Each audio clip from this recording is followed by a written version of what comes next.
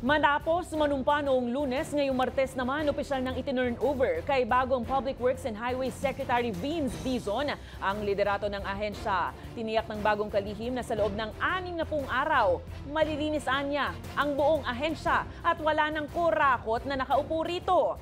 Habang si dating kalihim Manuel Bonoan, malinis niya ang konsesyang iiwan sa kanyang pagbibitiw sa pwesto. Ang balitang A to Z ni Naomi Almojano.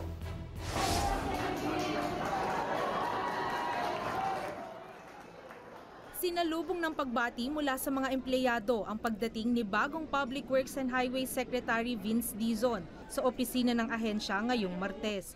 Sumalubong rin sa kanya si dating kalihim Manuel Bonoan na nanguna sa turnover ceremony.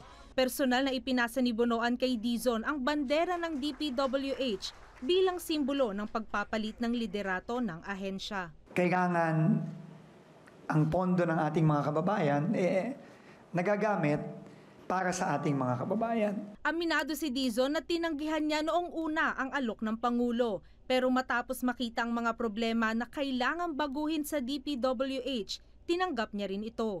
Direktiba ng Pangulo na solusyonan ang mga substandard na proyekto at alisin ang mga tiwali at korap na opisyal at kontratista. Ang gusto ng ating Pangulo, perpetual blacklist. Meaning, pag-ghost pag-ghost, hindi ka na pwede. Tapos, may kaso yun. Hindi lang blacklist may criminal liability yun. Habang si Bonoan naman walang pinagsisisihan sa kanyang 3 taong panunungkulan. Aniya, ginawa niya lahat ng kanyang makakaya para serbisyohan ang ahensya. I'm leaving it with a clear conscience. I don't have any regrets. I'm just very thankful that I have worked with people like these people in the department.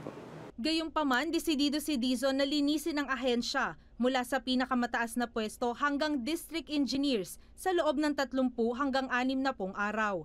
Bahagi aniya ito ng mandato ng Pangulo na ayusin ang ahensya kasunod ng kontrobersiyang kinahaharap nito. The process of weeding out the bad and replacing them with the good is a process that any organization, that all organizations have to go through.